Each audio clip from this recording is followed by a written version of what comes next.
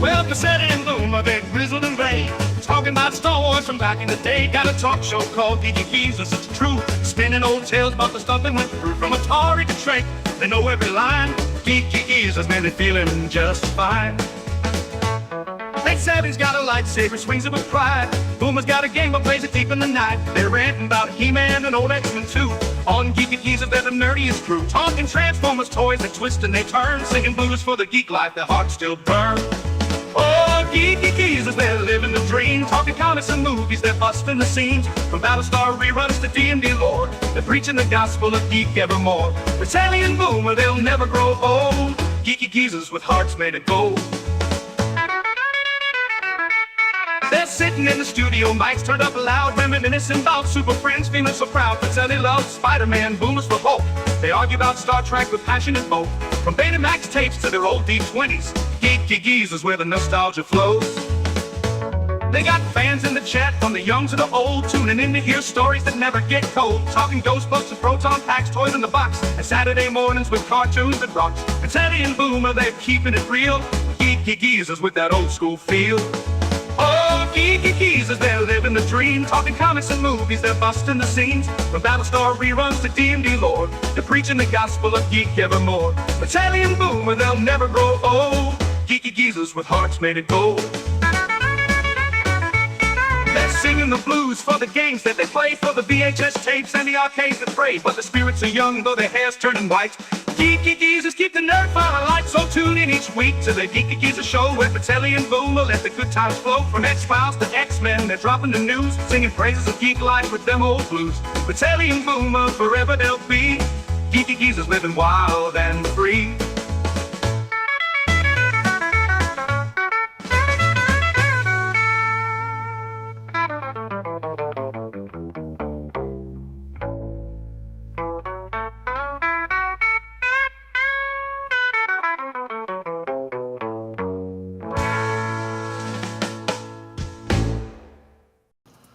Ooh, yeah. Hello, everyone. Welcome to Geeky Geezers. I'm your host, Agent Boomer. This is my co-host, Pacelli. Howdy, howdy. And along with us is my other co-host, Netters Network, otherwise known as the Geezette. Good evening. I'm showing off one of my favorite pictures of me and Troy at our vow renewal. That is a good-looking couple. 8 years ago. Yes. And here we are in our present day, Sunday after Thanksgiving, the night before Cyber Monday. Yeah, for what it's worth, There actually, to be fair, there's some decent deals on boutique Blu-rays, like Arrow Video. Which we'll get to later today, yeah. I'm picking up their boutique Blu-ray of Flash Gordon for $17, so that's not bad. I'll tell you, and Last Starfighter was also $17. Yeah. I realized something coming into Cyber Monday after last Friday's last call. I realized another prediction regarding Cyber Monday and Black Friday.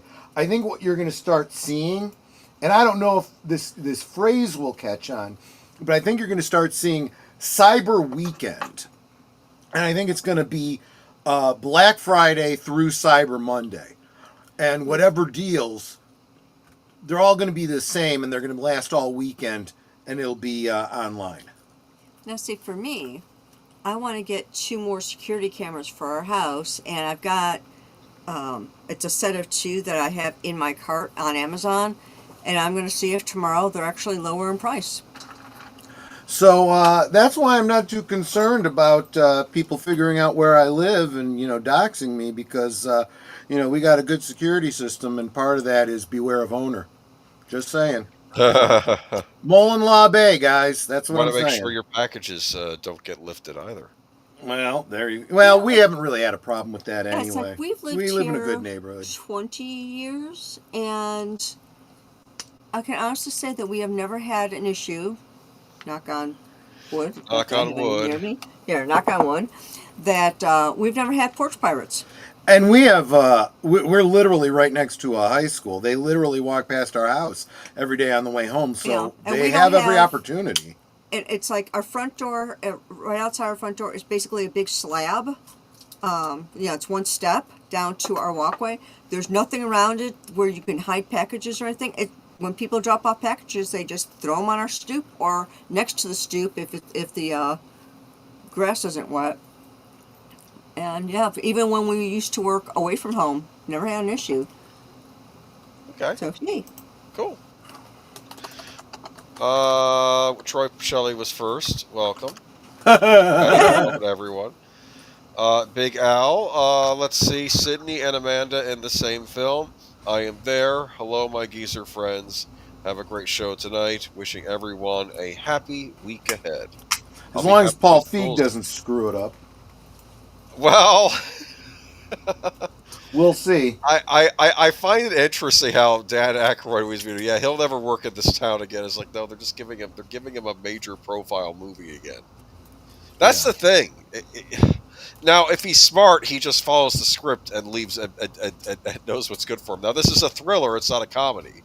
And I was going to say, from what I understand, this is well, we'll get into it. Let's save it till we get. But I mainly brought it up because I thought this could end up being a big boon for Sydney Sweeney's career, as it's a very, very, very popular book series that a lot of people don't know about. But I know because I work at a library, and they're always being checked out. Yeah. Well, I'll tell you, any exposure for Sydney Sweeney is good. Well, because I feel like they're trying to cancel her for no good reason. No, they won't be able to cancel those. I mean, her. Yes. Hey, we got Geeky Geezers tonight. Yes, welcome, Enigma Senators. Hey, we're the geezers, and people say we geezer around. This is one of these weird weeks because it's Thanksgiving week, and I used to say, like in years past, oh, there's not going to be any news this week. But then there's news. But this week, yikes. Yeah. I had to dig it, and it's funny because when Troy, on the few occasions Troy hasn't been able to make it for Geeky Geezers, I would do a show called The Geek Gulag, and I would usually get like deleted scenes or Steve Otten, or I would get Big Al of Big Al Presents, or maybe both of them. We would do The Geek Gulag, where I would present stories that normally wouldn't make the cut for Geeky Geezers, like there's an R2D2 Tamagotchi you could buy. That was one of those. Which you actually did get me. I have that. I even built a custom 1/6 scale R2D2 body for it. Holy cow! Okay, well that's incredible. All right. How does R2D2 die in that? Do you not give enough oil or something? Is that how it happens? Oh, last call. I have to admit, I haven't quite played with it yet. It's okay. You're saving it. Last call membership, $1.99 a month gives members 4 movies a month. And speaking of which, I will be on with you at some point this month, and you can vote on what they decide to watch that night. You can listen to Troy and Edder's commentary, and a week from Monday, I will be on with them to discuss a Christmas movie that's not really a... Well, is it a Christmas movie or not if it takes place at Christmas time? I can't even say, because you don't know any of these movies. Okay. You recommended 4 movies that I'm going to put up for a vote of the members. I've never even heard of these movies before, so I can't tell you if they're... you're missing out, dude. I have to just take your word that these movies actually exist, let alone that they're Christmas movies. Well, that's the weird thing, because you'll watch a movie, that takes place... Like Cobra. Cobra's an example. Cobra technically takes place at Christmas time. Now, I wasn't going to put that on the list because I feel like that one's been well played on our various networks. But, same with Last Boy Scout, right? Yes. Oh, I didn't even think about that one. Got to watch out for the big bad Satan Claus. Ah, yes. Connie Cleary, 1863. Welcome. That's a good year. Who was president in 1863? I don't know. I was young at the time. Okay. Jessica Hardo, welcome. Let's see. D Pensak. I got people in this chat here. What are you, visiting family over the holidays? What are you doing here? Forbidden Frontier running so late, catching up on soups, but I gotta get to bed, so I'm over here. Jumping over here. Okay, well, welcome. Catching up on soaps. Wash up. Never mind. Soap operas. You know a lot about soap operas. My sister used to. I am not really current with them. I have to turn to Sir Torrin Clegane for info on soaps Well, my sister more subscribed to Hulu for some of the soaps, but she's really mad at this merger of Hulu and Disney Plus. She says that happens, I ain't doing it. I'm done. I'll just have to catch things online because I'm not, or catch clips because I'm not. because she doesn't want. She Does, she want doesn't Disney want to Plus. support. I mean, technically, you're Gotcha. supporting Disney with Hulu, but you know what I mean. Yeah. Dude, D Pensak, save this for later, but I will be looking for that trailer. Yes, we have a story later, D Pensak. Tune in, okay, on this very Yeah, subject absolutely. matter. We'll get there. In fact, I was almost going to do Excalibur for Good Old Days tonight, and I realized we had done that because I did King Arthur for Good Old That's Days right. one time, and then I That's right. decided. But that's okay. I picked another subject that ties to a story.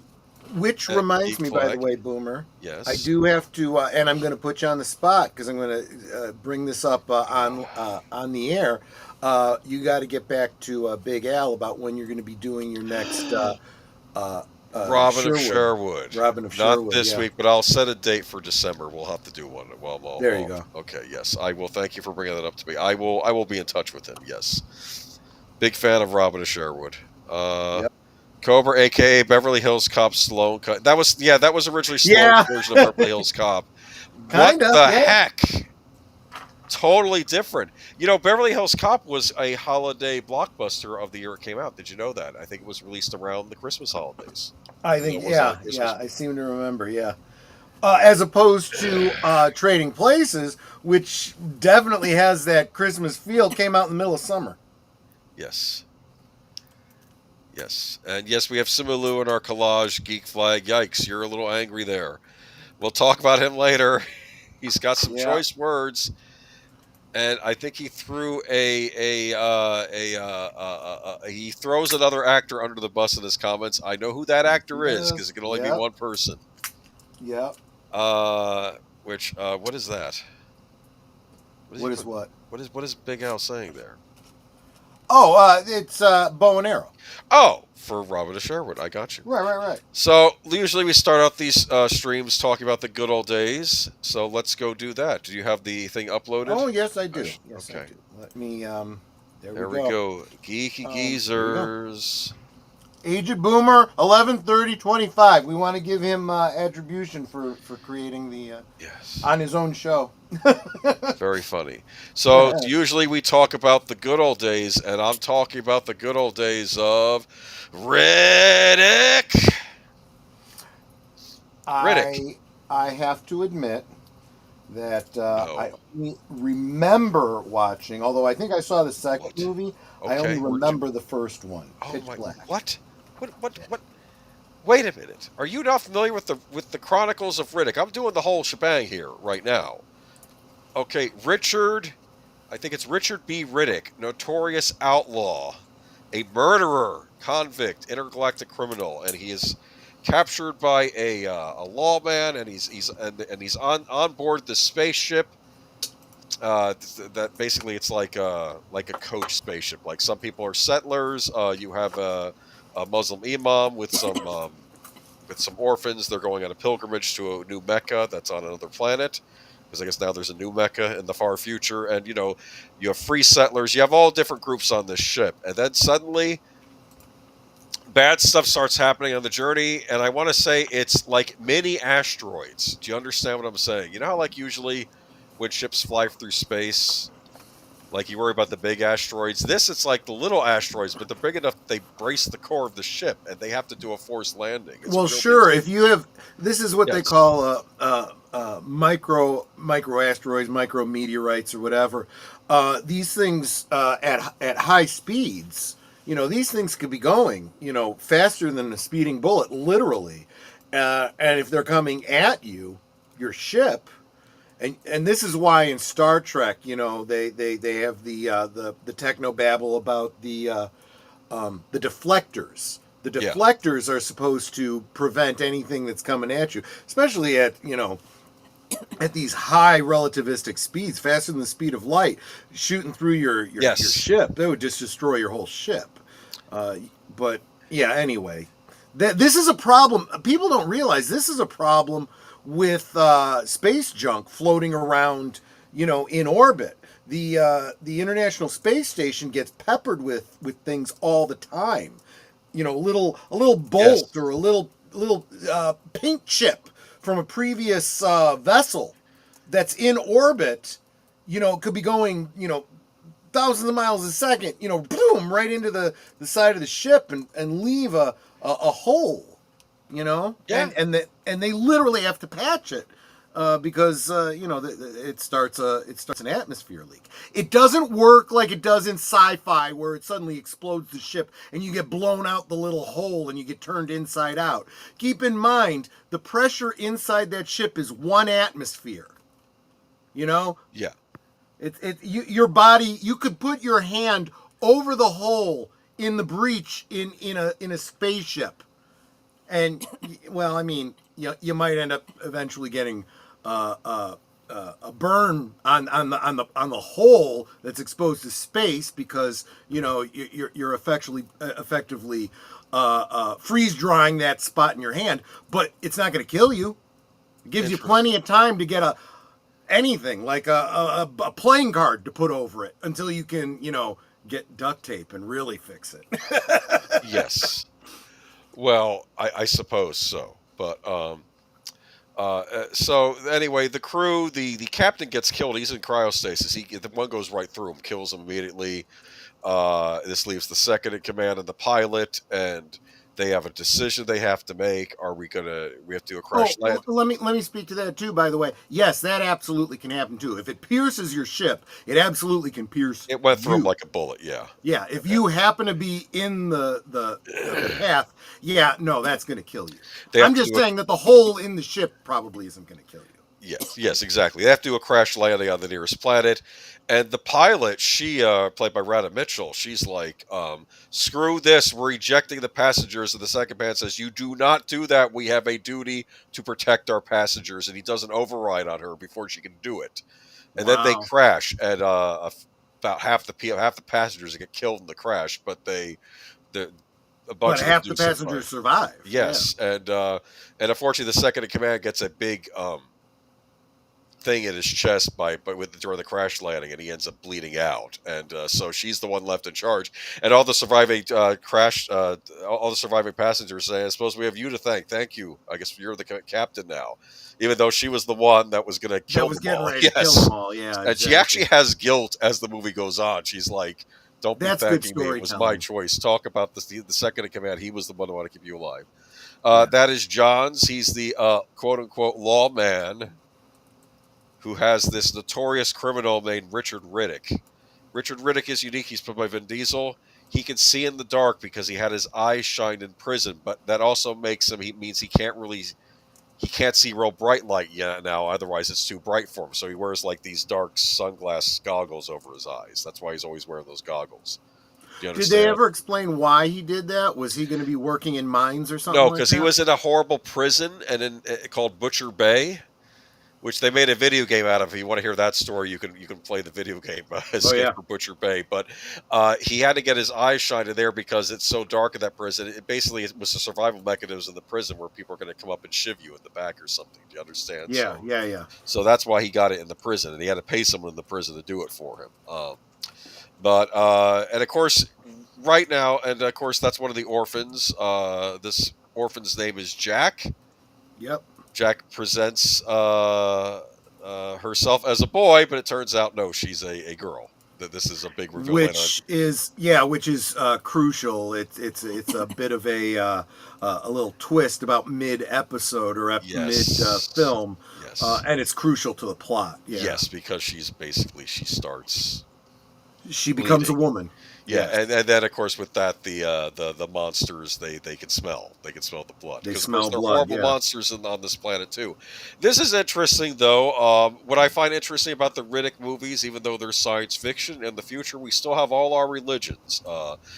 This man is a Muslim. In another one of the Riddick movies, the one guy is a Christian. He has a Bible. It drives me up the wall when you get sci-fi that tries to downplay this whole concept that in 100, 200, 300 years there won't be any religion because we'll be so progressive. And it's like, we haven't gotten rid of religion in thousands of years. Yes. You think it's going to happen in the next 300? You're delusional. And as we'll learn in the next movie, there are new religions that come about too, which are rather dangerous. Which That's the actually doesn't second surprise movie, me yes. either, because Yes. we see them happening real time Yes. right now. So that's Keith David, though. We have Claudia Black of Farscape fame. She's in this as well. I was going to say, she looks familiar. Yeah, and what's cool about this alien world is it feels alien because there are some points where it looks normal, but like the skyline is slightly different than what you'd see on Earth. I love, all it takes in a scene like this. We were talking about this, I think on Saturday or yesterday.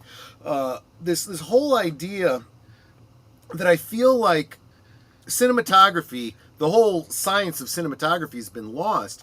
They used to know how to do lighting, to get across mood, time, all kinds of different things, and still be able to see what was going on screen. And this is a great example of showing you a bright alien world that looks to me like an alien world, because that's not what sunlight would look like on Earth. Well, that's because on this planet there are 3 suns. There you go. And I'll bet you one of them's probably a blue dwarf. One of them could be a white dwarf, you know. What's dangerous though is that of course there are these horrible creatures that live underground, and they come out, and of course the sun hurts them, so they can't leave the underground, which is good. But then they find an old exploratory camp, which were, I guess, studying the planet, and there's this thing telling you that there are eclipses every so often. Like every 20 years there'll be an eclipse, and they're due for an eclipse. Yes, and that's when these horrible creatures come out and attack them. And they can, and that's Johns. Johns ends up being a very nasty merc. There are classes of people in this, kind of like you have classes like in D&D, and one class is mercs, and these are people that like guns for hire. Yeah, and Riddick hates mercs. And this is what's interesting. As you watch the movie, you realize, is Riddick as evil as they say he is, and are the good guys as good as they say they are? Because like exactly, Riddick is a violent man, but I think he's more pure emotive. Yeah. Whereas Johns, he actually he stole the emergency, I guess, morphine that was on the ship, just so he could get high that she was going to use on the captain that was bleeding out, and it's like because he was having a horror because he was going to try to give him a peaceful way out. Just no.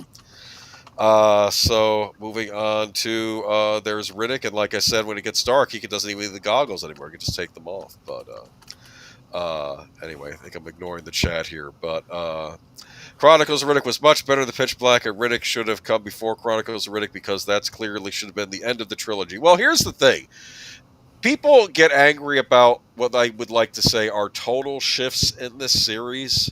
Mm-hmm. And I would argue, no, this is just this character in a story where he gets stranded on this horrible planet with a bunch of survivors of this crashed ship. And then you have the next one that has more of an epic scope, because like our world, you have smaller scale stories and larger scale stories. Do you understand? Right. It's you're following a character, and he's going to be in different stories all the time. Oh, is this a render of what the creatures look like? Yes, that's you how don't really get a good look at. You don't get a good look at them in the movie. I think that's one of the better picks of them. They're very nasty. They'll tear you apart in 5 minutes. I'll say this: if they do attack you, you're not going to feel it long because they're going to eat you up like real quick. It's like you won't have time to react. In fact, he argued because him and Johns have a tussle because Johns wants to kill the girl that's bleeding and use her as bait to drag her along, and then Riddick says that's a good idea, but I think we need a bigger piece of bait, and that's when he attacks Johns and kills him. And what was interesting though is when actually he attacks Johns, but Johns ends up getting eaten by one of these creatures, and the creature just bites his head off right away. And Riddick actually argued that was actually probably a better death than a lot of them are going to have on this horrible planet. But there was an animated feature, only about 40 minutes long, made later, Dark Fury. I don't know if you've ever seen this. This was meant to bridge the gap of Pitch Black and Chronicles of Riddick. This was like an animated tie-in that they did. Cool. They would do these back in the 2000s. Peter Chung, who did Aeon Flux. You remember those that MTV show? He did the animation for this, and it's a really good little short. Basically, the survivors, which are basically Jack, Imam, and Riddick, they're the ones that survive the Pitch Black planet, but they get captured by a merc ship. And I kept thinking a merc ship would be like this tiny vessel. It's this huge, like, prison ship that's filled with prisoners that are kept in this sort of cryo-frozen to be put on display by this maniacal woman here, and the other half of the ship are just mercs on ice, which you can just defrost. I need a merc, I need a merc, I need a merc, and she wants to add Riddick to her collection. That's her second in command in the background there. Nasty character there. This was a nice little short. This could have been a feature on its own if they had wanted to lengthen it out to 90 minutes. But it's cool. You can find it as a special feature on the Pitch Black Blu-ray. But moving on to, of course, here's the big one, The Chronicles of Riddick. Now, do you remember this one when it came out? Huh? I remember it coming out. I may have even seen it, but I don't recall. All right. What I found interesting. Okay, well, that's the latest bounty hunter after Riddick. That's Toombs. I like him. Like one of his underlings says, Riddick just ghosted two guys because he's after the bounty on Riddick, and he's like, maybe we should just leave it be. And he says, I think you're my new gunner, and like he says, put on a fresh pair of panties. He's not he's just a scummy guy. I keep thinking. He had an American accent, but I think he's an Australian playing him or something. He has that swarthy look. That's Carl Urban. The villains, gosh, I would not have recognized him. Yes, the villains this time around are a group called the Necromongers. They have that very Bram Stoker's Dracula armor style. I would argue that if, of course, we find out in this movie that Riddick is actually one of the last remaining of a race of humans called the Furians, and these are the Necromongers, and the Necromongers killed all the Furians, and I'm like, so this is basically Goths versus Metalheads. That's how I sort of look at this.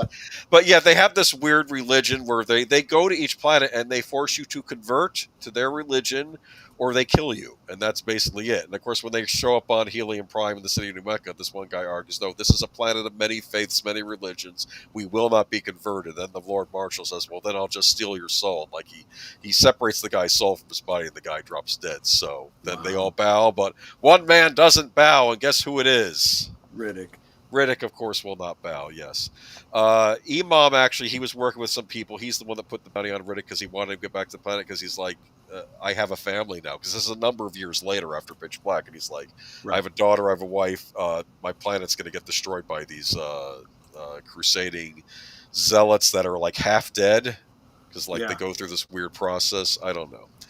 I'm sure people have been chiming in the chat, though. Let me see. Third movie that I can remember was not The Two Towers. Oh, you're thinking of something else. Okay. But this kind of came out around the same time as Lord of the Rings and stuff. This was director David Twohy and Vin Diesel. I'll say this about Vin Diesel. He loves playing this character.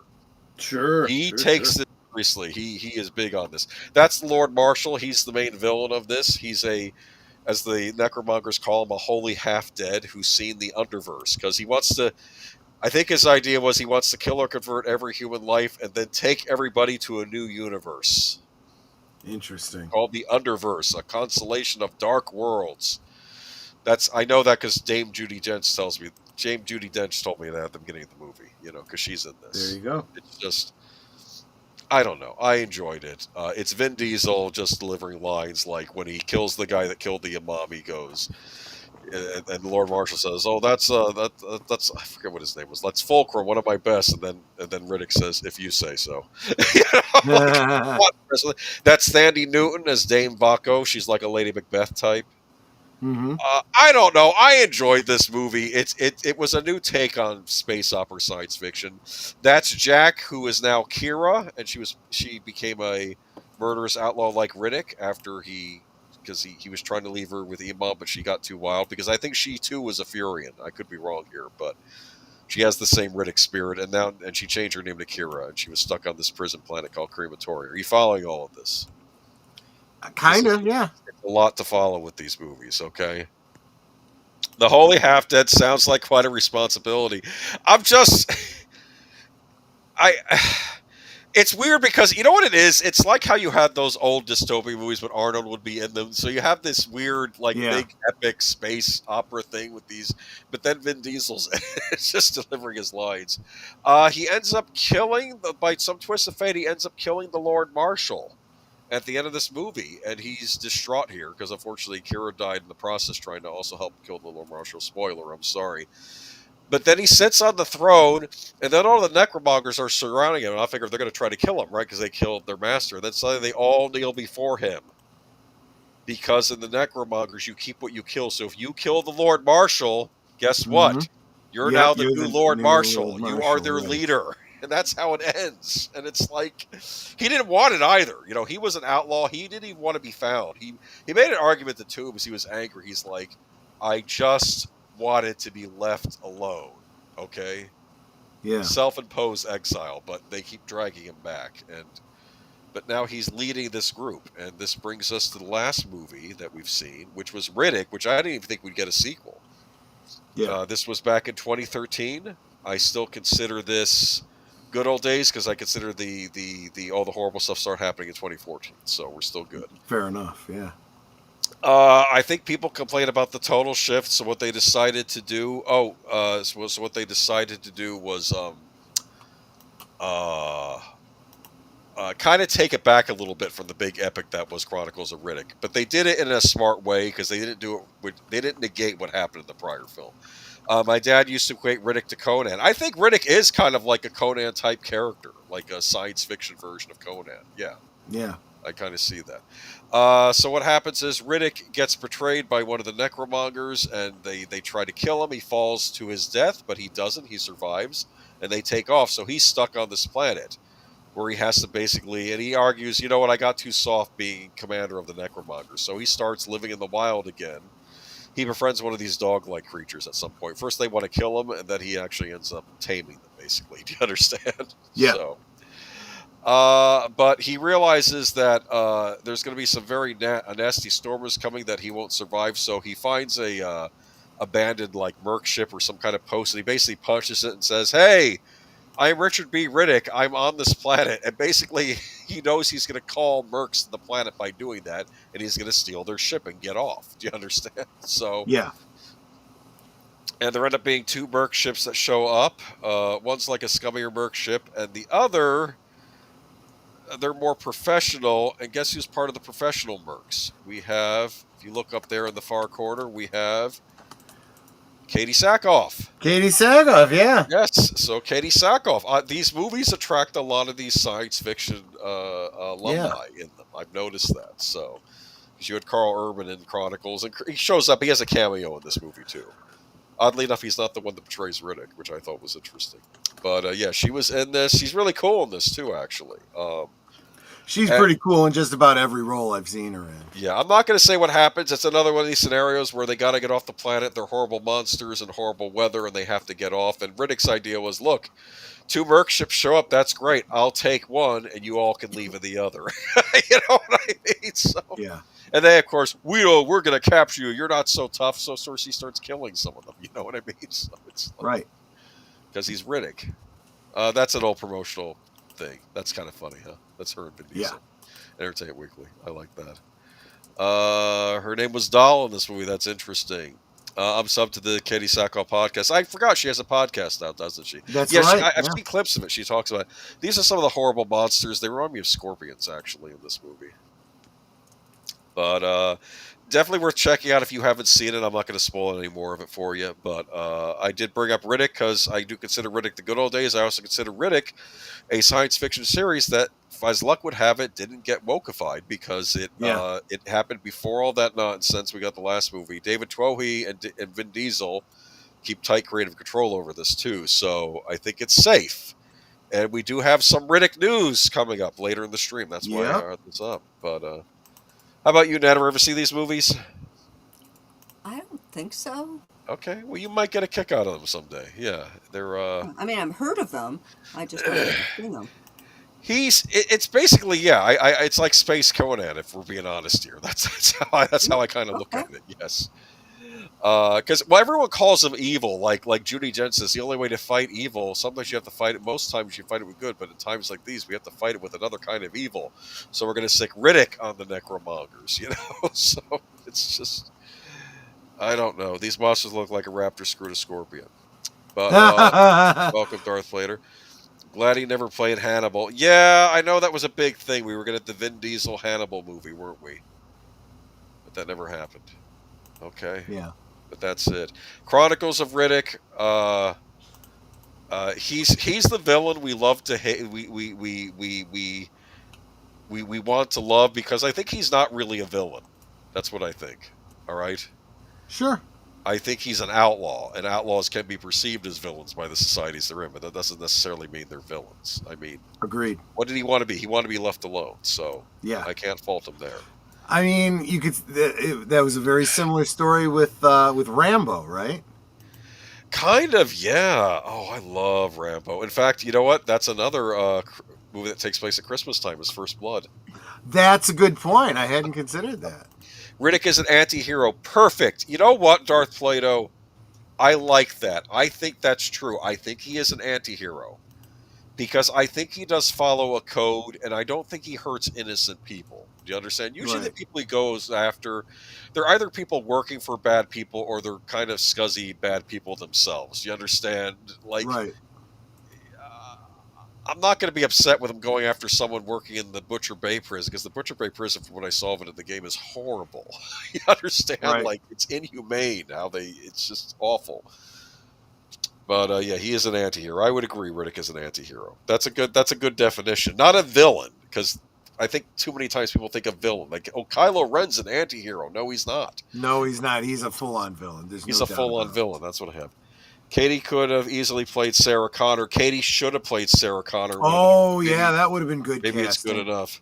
Hold on. What's this?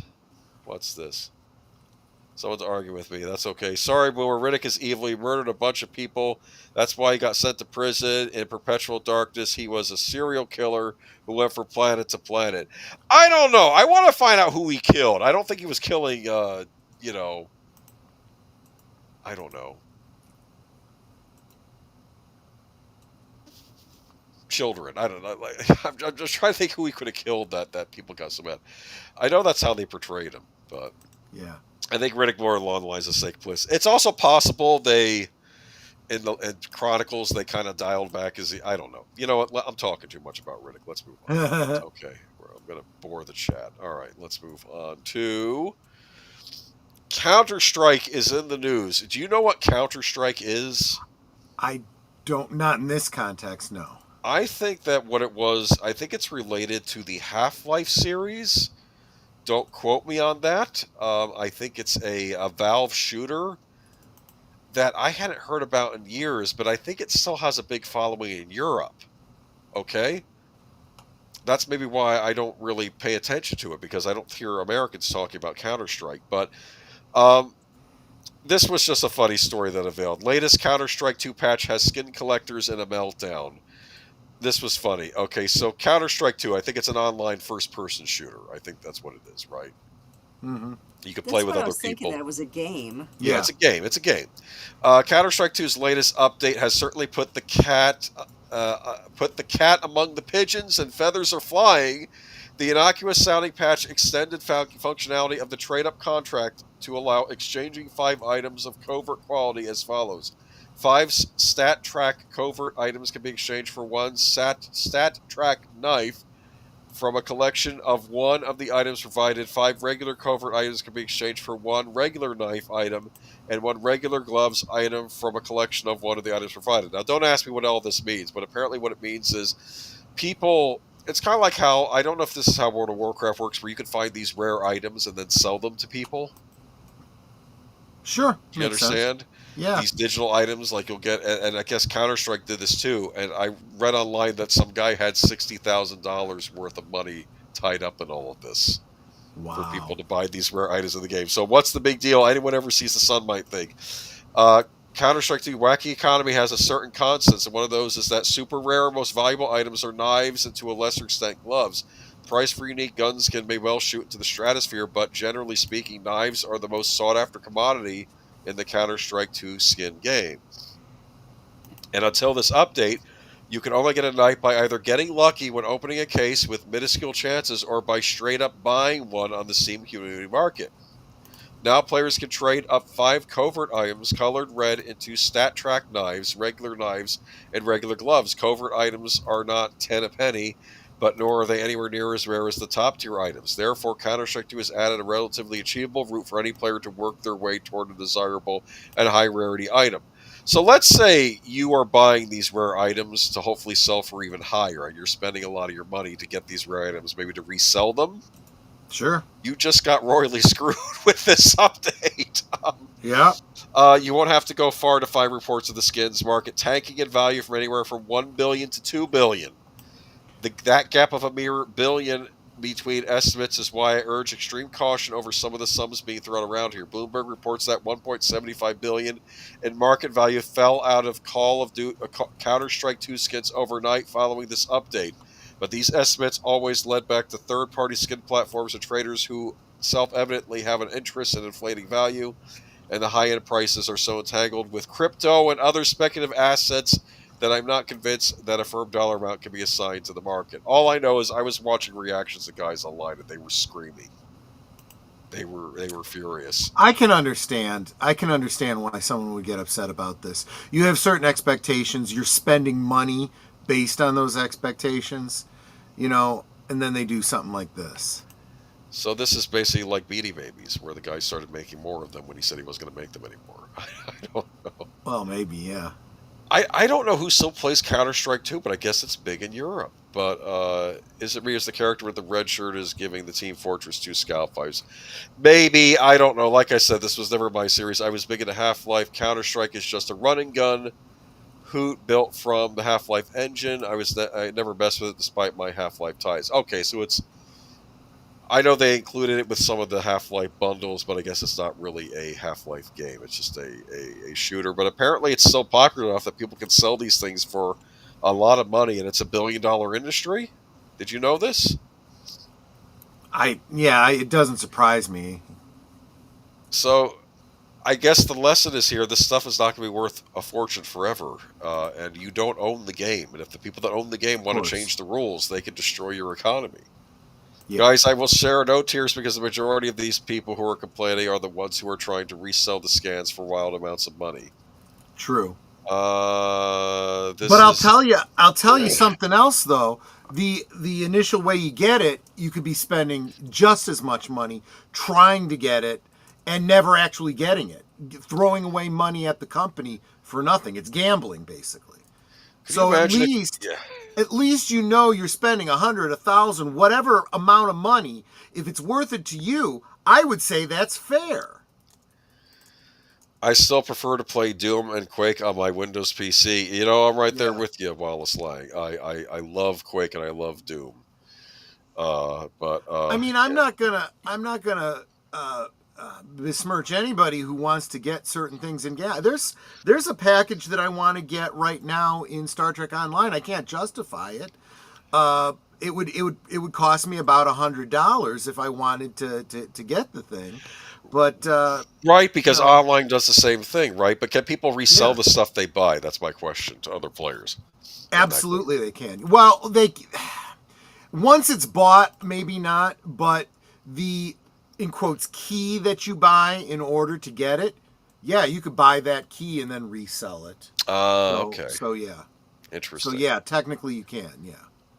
All right. So, but yeah, apparently this was a big disaster for people in this economy. But like I said, it's a slow news week. But enormously popular game, attracts roughly 30 million players a month while standing among Steam's best sellers. So this must be the big game on Steam that people play online because it is made by Steam. And like I said, I heard it's still very big in Europe. But I thought people were playing Call of Duty and things like that right now. But all right.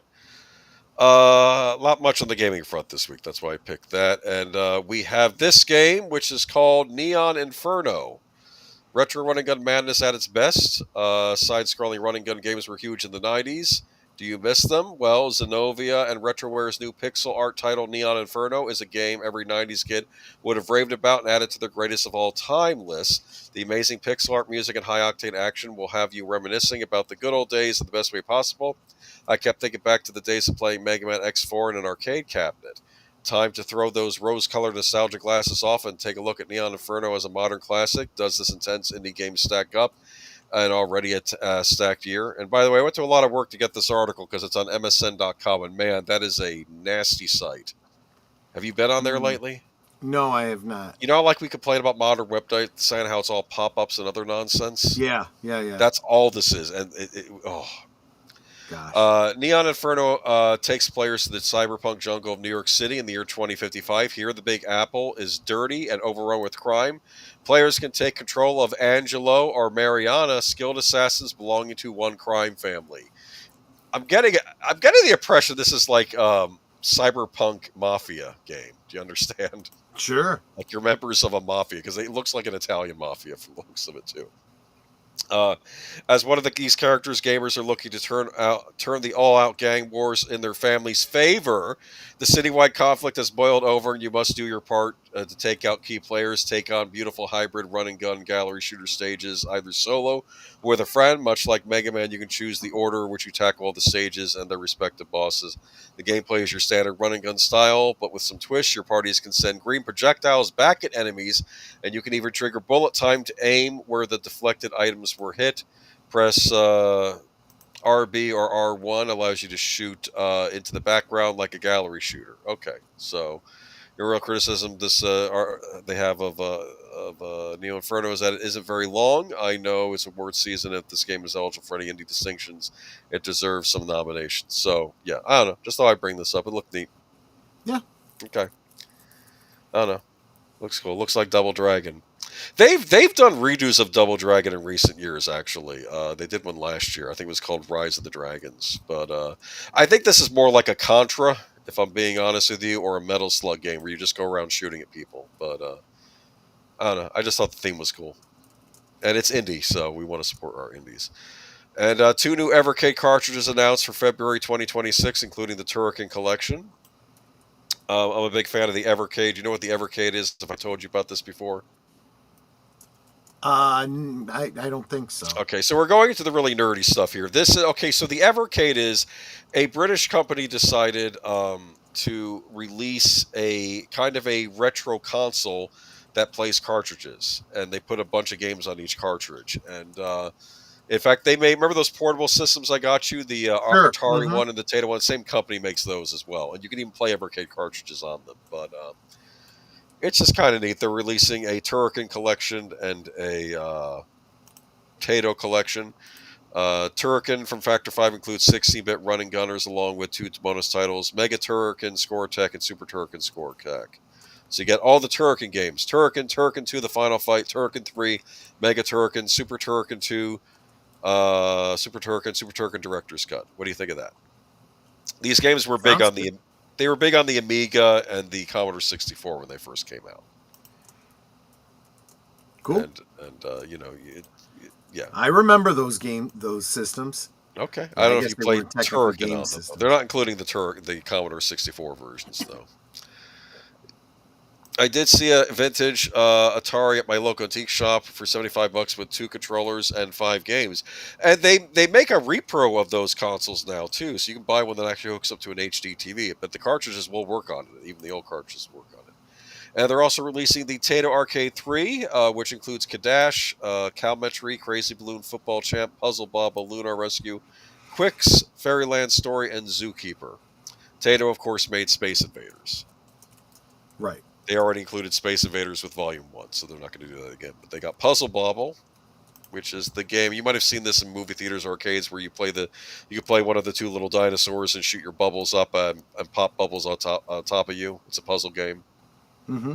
Okay, anyway. All right. Just thought I'd let everybody know that these are coming out if you are into old school gaming.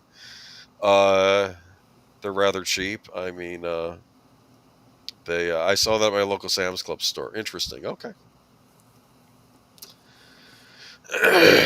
RAM prices are so out of control that stores are selling it like lobster. Yeah. I bring this up because I was watching a YouTube video this week, and basically a lot of the stuff when Microsoft was blaming the increased prices of consoles on tariffs, he thinks they were lying. He thinks the consoles are increasing price because of the skyrocketing price of RAM because of the AI race. And I think they were deflecting it. Okay, Michael Kreider's headline at PC World Today perfectly captures how ridiculously the PC memory shortage has become. Stores like San Francisco Bay Area Central Computers are beginning to sell RAM at market prices like you'd pay for the catch of the day at a seafood restaurant. Costs are fluctuating daily as manufacturers and distributors adjust to limited supply and high demand, reads a message posted at the store's display case as spotted by Steve Lynn. Because of this, we can display fixed prices at this time. We can't display fixed prices this time. Micro Center is apparently doing the same due to market volatility. We ask you to please see a sales associate for price. Reads an in-store message captured by Redditor Cass Texas. It's so hard to overstate just how quickly the RAM crunch is changing the affordability of computers, and it might soon impact other realms as well, as everything from game consoles to smartphones require RAM to function. So, you're a computer guy. How important is RAM? It's important. I mean, it's how much you can render at any given time. And then now, of course, there's the difference between the RAM for the program and the RAM for the video. Okay. So there's video RAM, but yeah, both are important. So it says 3 months ago yesterday, I bought 32 gigabytes of memory for my gaming PC for the price. That exact kit has more than tripled since then. It now costs $300 more. 440 versus 130. In case you're curious, a more common version of the same kit went from 105 to 400. Some prices have doubled since October, while you can still find some 32 gigabyte kits as low as 230. A 64 gigabyte DDR5 kit can easily run you $700, $800, even $900. Does that strike you as a lot? I mean, it sounds like a lot to me, but then again, Okay. you know. Some high-profile product launches might be impacted by the price of memory. Valve points at the RAM crunch as the one reason it couldn't promise a specific price for its Steam machine that we mentioned the other week. Just out-of-control GPU prices from earlier this year have finally settled down. Runaway memory prices might make them shoot back up again. Every graphics card requires gobs of VRAM. More is better. That's the video RAM, yeah. Right, gotcha. And word is that NVIDIA and AMD are preparing to raise prices to compensate for the crunch. Digital Foundry is recommending that you buy a GPU or at or below MSRC manufacturers this retail price while you can. One with 10 gigabyte or more VRAM. Leaker Moore's Law is dead claims that Microsoft may have to raise Xbox prices yet again to compensate, but that Sony has stockpiled enough RAM for the PS5 to last some number of months. So Sony, interestingly enough, saw this happening and they stockpiled. So they wouldn't have to raise the price of their consoles. So that's interesting that they did that. Epic CEO Tim Sweeny says it may take years for high-end gaming to recover from the RAM crunch because of AI. He says factories are diverting leading-edge DRAM capacity to meet AI needs, where data centers are bidding far higher than consumer device markets. So this is because of the data centers for the AI. They're in demand because they keep building more and more data centers, so they need more and more RAM. Is that right? You're right. And there's not enough RAM to keep up. And since the data centers are willing to pay more for the RAM than the people that make the game consoles, that means probably fewer game consoles, and those that exist will be more money. Yep. Question. I might be sounding naive here. Let's say something that plays very old school games. Does that still need RAM? Yes, usually not as much. Okay. Because I was wondering if maybe because the Switch 2 was less powered, but that still requires probably a lot of RAM even on that. Okay, so everything is going to go up in price. Okay. So I'm talking 2,600 years. Okay, well, we might be going back there. Does the 2,600 need RAM? That's my next question. It was pretty standard. I mean, it was limited in what it had, and it couldn't go any higher. Well, what I'm trying to say is the Atari 7800 Plus, you can buy that now, so maybe that'll be the go-to game console for the future because no one can afford. Never mind. Okay. Yeah. All right. Well, that's it. Okay. I don't know. I thought you'd find that interesting because it was computer related. Oh yeah. Okay.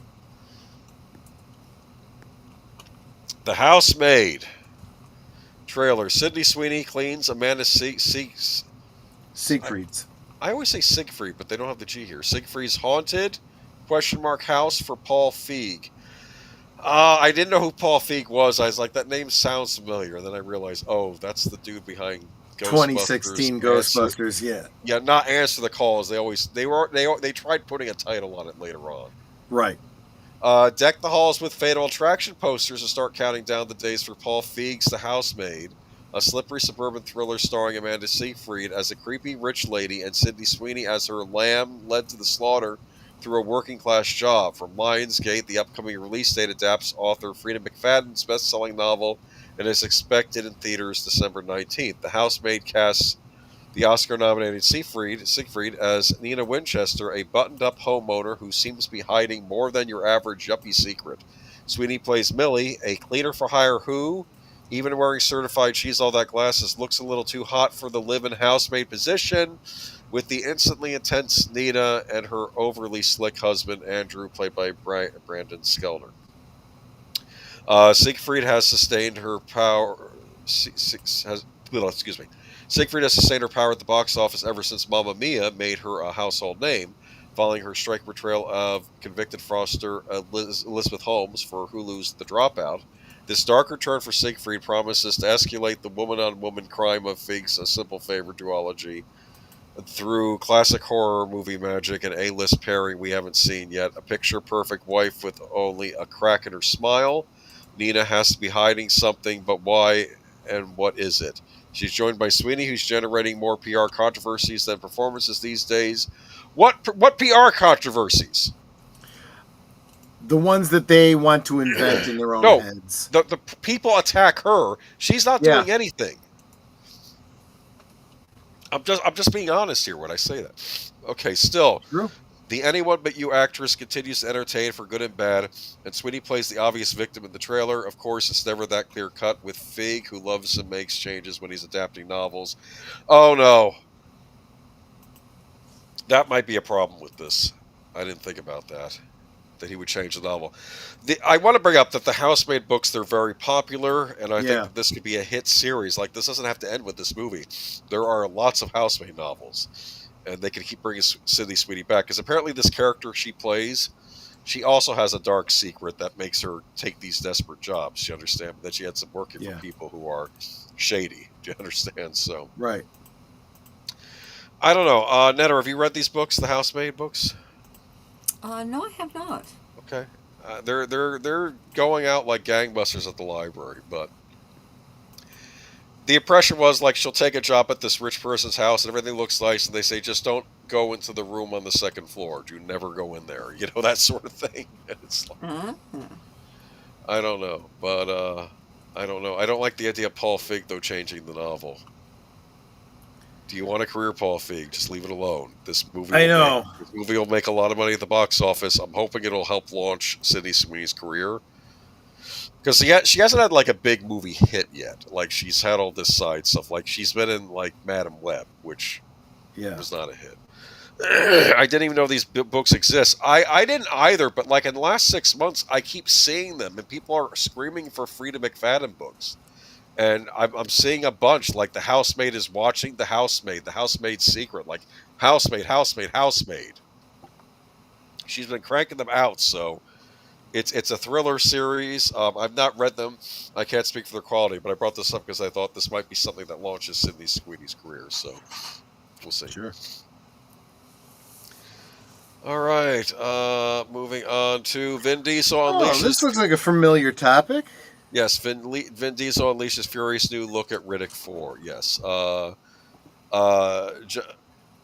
Okay, so it's been 12 years that the long-awaited return of Vin Diesel as Richard B. Riddick is finally happening. The action star has now unleashed a new look at the upcoming sci-fi action sequel, and it finds the actor back in character and sporting the reflective eyes that have become so synonymous with the intergalactic outlaw. So the movie is called Riddick Furia. Taking to Instagram, Diesel shared the image of his Riddick returning alongside the caption, "What these Furian eyes have seen." While the image doesn't give too much away, we're still waiting patiently for the first footage from the follow-up. Seeing Diesel back in character is exciting enough for now. However, with this in mind, he needs to hurry up with that trailer, as fans have been waiting for over a decade. Set to be written and directed once again by David Twohy alongside creators Jim and Ken Wheat, the sci-fi action sequel not only finds Vin Diesel as the lead, but also as a producer on the project. Along the new image, the official synopsis for Riddick Fury has been released and reads, Riddick finally returns to his home world, a place he barely remembers and one he fears might be left in ruins. But there he finds other Furians fighting for their existence against a new monster, and some of these Furians are more like Riddick than he could ever have imagined. Isn't that interesting, huh? Mm-hmm. So, yeah, it's expanding. So, yeah, we got a new Riddick movie coming out. Yay. Cool. Since Fast and the Furious is done, I don't know. I'm waiting for the second part to. Oh, yeah, he's got Last Witch Hunter coming out, too. The Last Witch Hunter 2. Is that the one they dragged Michael Caine out of retirement for? Last Witch Hunter 2. I think so, yeah. Have you seen The Last Witch Hunter? I have not. I just remember us talking about a witch hunter in modern times hunting witches. Right. In fact, I think he started out in medieval times and he got cursed, and now he's like immortal and he hunts witches. I think that's what the plot was. Who wants to live forever? Yeah, it was interesting. But is the Triple X series done? I think with the last one it should be, because I thought it was terrible, but that's just me. Ruby Rose was in the last Triple X. Someone mentioned this in the chat last week. I thought we should bring it up. Were you a fan of the Stargate show? I never really got into it. I liked the movie. I never really got into the series. I watched a couple episodes of the show, but yeah, I couldn't get into it. Okay, I never got into it either, so why am I... I hear it's got a huge, deep lore. It's got as much of a following, I guess, as Star Trek does. So this is for Big Al. I know he was a fan. Okay, Amazon is officially moving forward with a new Stargate TV series. Variety has learned the new project hails from Martin Gero, who began his career in the original Stargate TV franchise. Exact plot details for the series are being kept under wraps. The series will be produced by Amazon MGM Studios and air on Prime Video. 20 years ago, my first real job in television was a story editor in Stargate Atlantis. Gero said, I spent 5 years at the franchise working across all 3 series. Stargate taught me everything about making television.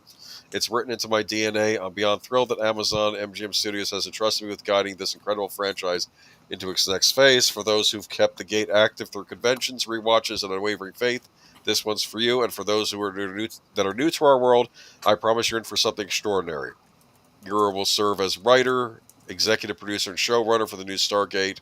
Executive producers will include Joe Harold and Troy Tunnell for Safe Out Pictures, as well as Dean Devlin and Roland Emmerich, who co-wrote the original film, which Emmerich directed.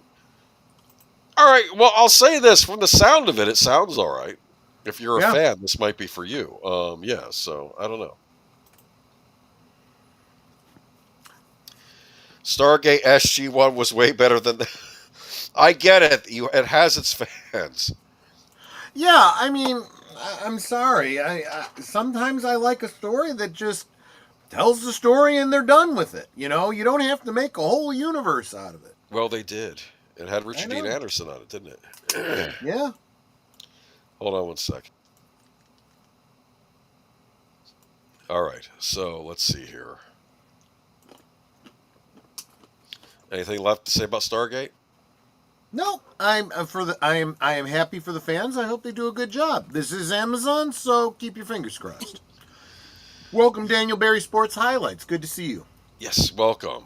So yeah, I don't know. Might be good. Hope it's. I'm terrified of that Blade Runner series they're doing, but we'll see. Arrow confirms February 2026 slate with major 4K restorations and cult classics. I'm very excited about this. Arrow Video has unveiled an exceptional program of February 2026 home entertainment releases, presenting a lineup that blends landmark 4K restorations, bold genre reinventions, and long-awaited collector's upgrades. From a sweeping Arthurian epic to Korean cult cinema, new J-horror, from a genre master, and sci-fi icons restored with state-of-the-art clarity, this is another striking slate of must-own releases. Excalibur receives a definitive 4K restoration. Y'all listening to this? Yep. Leading the month is Excalibur, arriving on limited edition 4K Ultra HD and limited edition Blu-ray. And don't worry, they will put out a standard edition later on, too.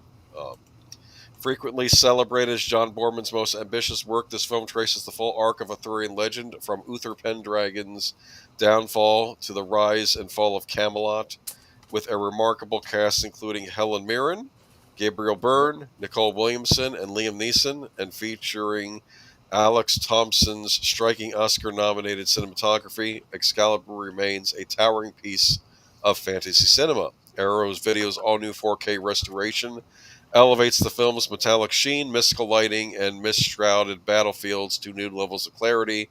The 3-disc set includes 2 cuts of the film, brand new commentaries, Moorman's archival track, an unreleased documentary by Neil Jordan, new interviews, and extensive written material. Do you know what the other cut of the movie is they're including? No. The television cut. Oh, interesting. I've always found television cuts fascinating. I don't know why they don't include them with more editions when they bring them out. And that'll probably only be available in the limited edition. Probably that'll be nixed for the standard edition. But either way, I'm very excited about this because, frankly, I think Warner Brothers has been terrible to this movie, not giving it the respect it deserves, not giving it the restoration it deserved, and I'm very happy that somehow Arrow got their hands on this, and it's going to get a very nice Blu-ray or DVD or 4K Blu-ray. You buy it on We've talked about this a number of times. How thankfully these boutique outlets exist and are willing to put the effort in where the studios themselves are not. And you got to. I mean, for when it comes to I almost said Camelot, Excalibur here. Just remember, you probably wouldn't even know the piece of music O Fortuna from Carmina Burana if it weren't for this. Yes, that's right. That was in the very beginning of the movie, as I recall, right? Yeah. And then when they write out later on. And, that scene. Because I brought this up, we talked about Excalibur. One of my favorite parts of the movie is when they go on the quest for the Holy Grail, right? Yep. And it starts out kind of intense, and then suddenly it gets rather dour, and you see Percival, and you see a knight in the background. A Percival goes up to the knight. It's me, Percival, and he turns the knight around, and it's a skeleton. And he says, "We will never find it." Remember that? Mm-hmm. Like he's losing hope because they need the Grail to. Yeah, I hope they down crop cut the screen to small. I don't know. What are you talking about? The picture you see here? This was a 1.85-to-1 shot movie, I believe. It was a full look into the eyes of the dragon. Yeah, Merlin's in this, huh? Mm-hmm. Merlin was kind of a nutter in this, wasn't he? He was kind of like kind of like an eccentric Obi-Wan Kenobi. Yeah, there was a. I remember what Arthur says. I think he mentions he loves Guinevere or love. He mentions something about love, and he's like, love. Never has anything destroyed you human so much than love. He's like, he gets all angry about the romantic love because he's especially because he sees, when you're a long-lived being like Merlin, yes, like Merlin is, he can see the patterns, and he sees the son repeating the patterns of the father. Uther Pendragon. Exactly. With Igraine, yes. They didn't shy away from certain scenes in this either that were in Le Morte d'Arthur, right? That's what exactly. That's the version it's based on. It's weird. There have been so many interpretations of King Arthur over the years. There was apparently John Steinbeck worked on King Arthur stories. Did you know that? I did not. Big American literature guy, but he loved the King Arthur stories. I didn't know that. He even wrote some. Well, then there was, of course, the Once and Future King, which they kind of adapted. Disney kind of adapted into the Sword and the Stone. Was that also the basis for the musical Camelot?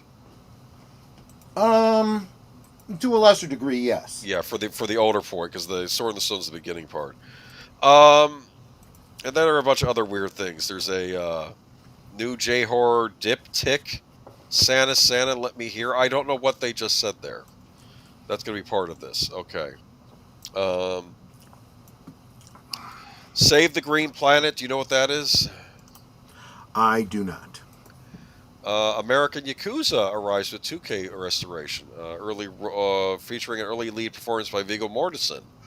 The film follows an undercover FBI agent who finds himself deeply embedded in a violent conflict between the mafia and a Japanese crime family. Interesting. Hold on a second. I want to address this. But Arthur only had eyes for Guinevere. Yes, but he fathered a child with his half-sister. Yes, he did. Now, in this movie, the point that Merlin makes is that he has seen love destroy people and kingdoms, and he sees it happening again. Now in this movie, it's because Morgan Le Fay disguises herself as Guinevere, kind of in the same fashion that his father was disguised as the Prince husband. Exactly. But Exactly. what I thought was interesting now on the Merlin series, Uh huh. the miniseries Sam Neill was interesting. No, he just had a tryst because he's like, "Look, I'm king now." He wasn't married yet though to Guinevere when that happened, but it was when, and he didn't know who Morgan Le Fay was. Do you understand? I And will that's say, how. admittedly, that there is just like uh, I almost said Sherlock, almost like with Robin Hood. There's conflicting stories about Arthur. Yeah, there's different stories, and so there's Like different some, narratives you I can think draw. some Yeah. he's chaste until marriage, others he was a womanizer, so it was like Right. a different thing. Yeah, so it's just Well, and the other thing too is that I could see a modern writer wanting to tell that tale, drawing the correlation between JFK yes, and Arthur because of the whole Camelot thing. You know? yes, very interesting. Just like his father did with the mother. Yeah, Arthur should have stayed single. Well, I don't know. A king needs a queen, though. Though I imagine with the Knights of the Round Table, they're all equal. If he died, one of them could have been selected as king, right? Well, there No, the would Lady have of the to be Lake had to choose. Okay, never mind. I don't know. either that or there would need to be a line of succession. Like it would have had to have been established. Well, Lancelot as my first knight. You're the next in line. This was a problem with Beowulf because there was no line of succession for Beowulf the king in the old poem. Right. It's very important to have a lines of succession, or the kingdom could fall apart or go into civil war, right? But for a legendary character Yeah. like this, that if you want to say he was the first king of Britain, Yep. and there is no direct lineage to the current kings and queens, you got to see that line end, and then the more historically known ones take over. So I don't know if this is part of the Arthurian legend or if I just heard this on the show Gargoyles, but one of the things was that when England needs King Arthur, he will come back. that is implied by Once and Future King. Oh, I think it's actually specifically stated when he is taken off to Avalon. Avalon. They say he will return when Britain is in its time of greatest need, which is the where the story Camelot 3000 in the DC Comics line comes from. Interesting. This great futuristic story set in the year 3000, where all of the characters of Arthurian legend are reincarnated. Some of them even as aliens, and in at least one case, a male character becoming female, being reincarnated as a female. Interesting. They need him now, says deleted scenes. Well, that's for damn sure. Yeah. I'm thinking if something were to happen to the current royal family, that would be the most dire time when there's no line of succession for anybody. Actually, I think it would probably be if the current royal line were to cease, they might actually be better off. There is nothing that king isn't doing anything for their government. Oh no! Right now, no. Charles. I didn't think it was going to be Charles. I thought they were going to skip him and go to his son. I thought that was going to be the. Well, and we have no way of knowing what his current health is like. But with the cancer situation, he may not be there long. So. Okay, I had heard what I had originally heard rumor though that they were just going to skip him and therefore he could be with his mistress or girlfriend and leave him alone, and that it would go to his son, and that would be the new king. But then, I guess he ended up being king after the queen. You mean Queen Consort Longface? Yeah. I don't know who quite. Anyway, yes, I guess I see what you're talking about. Yes. Dang it! I was just typing Camelot 3000, and when you said that, says Robert Infinite Realms. Yeah. I'll mention one of the other big Arrow releases coming up. They are doing a restoration of Westworld. Cool. Yul Brynner, right? Yeah, the old Brenner one. Yeah, not the TV show. Not that new one, yeah. I was on board with the TV show until The first season was great. Yes. Then it just went to complete hell. they did time switcheroos too much. Like there was stuff in the first season.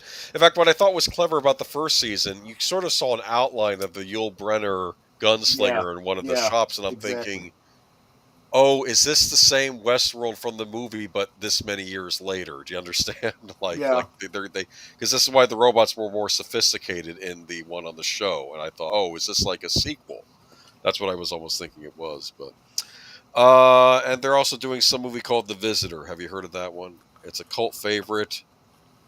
I don't Celebrates the know. most lightly unclassifiable films in the late 1970s, blending science fiction, supernatural horror, and esoteric mysticism.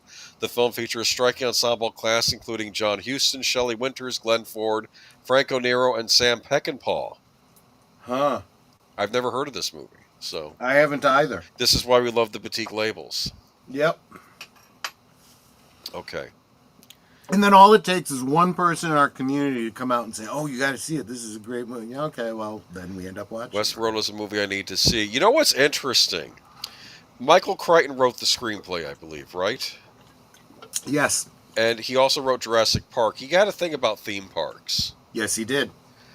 And what were the different theme parks? There was a medieval world, there was an ancient Greece world, and there was Westworld. I know on the show they had mentioned 7 parks. We saw one of them, which was, of course, based on feudal Japan with the samurai. That was another Yep. park they had there.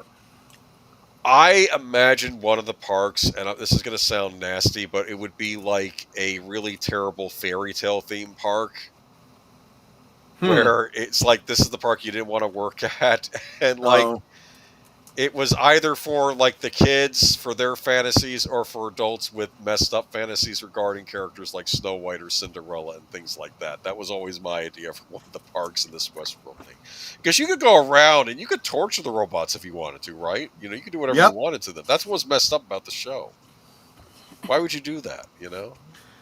well, because they're robots and apparently ostensibly non-sentient. Yeah, essentially non-sentient, and they would wipe their memories. But then I think I think they started remembering everything that happened to them later on. So Mm-hmm. they didn't have a good opinion of humans. Oh, here we go. Yep. Simu Liu calls out Hollywood for lack of representation of Asian actors. We're fighting a deeply prejudiced system. Let's get to it. Simu Liu is calling out the Hollywood industry for a lack of visibility of Asian actors in cinema. In a social media post, the star of Marvel's Shang-Chi and The Legend of the Ten Rings shared his thoughts on the lack of representation of his community. Put some Asians in literally anything right now. The amount of backslide and a representation on screen is effing appalling, Liu shared in his threads. Studios think we're risky. Liu shared his view on the industry after reading a post calling for more Asian men to be cast in romantic lead roles. The actor pointed to titles like Minari, Farewell, Everything Everywhere All at Once, Crazy Rich Asians, and his own Marvel's movies as examples of films that did well at the box office. Every single one a financial success, Liu added. No Asian actor ever lost a studio even close to $100 million, but a white dude will lose $200 million twice and roll right into the next tentpole lead. We're fighting a deeply prejudiced system, and most day it sucks. This is not the first time Liu has called out lack of representation of Asian actors in Hollywood. In 2023, replied to an article that noted he was getting the bulk of Asian make roles. Liu replied to the Facebook post saying, "Way to attempt to put us against one another. What bulk of roles are you referring to? Are there movies that I'm in that I'm not aware of? Do you think there is a quota of Asian male roles that is a zero-sum game? Everything I've taken post Shang-Chi was not written Asian. We've been able to reshape stories and get more representation on screen. Get your facts straight." All right. There's a bit to unpack here. Well, I almost feel like he was going against his own argument. He's pointing out these movies that have done well, like Crazy Rich Asians. That was a mostly Right. Asian cast. Did very well Yep. at the box office. Do you know who he's talking about actor-wise? I'm guessing he's got to be talking about Ki Hoi Kwan. No, I'm talking about the white dude who lost the money at the box office twice. Oh, that I don't know. Jared Leto. I know he's talking about Oh, Jared that Leto. makes sense. I think Because he's talking- I'm sitting here thinking, Short Round is out there, kicking it, You know. I like him. I listen to me. This is not the audience. To be fair, I don't know if he's necessarily targeting the audience. He's targeting the Well, system.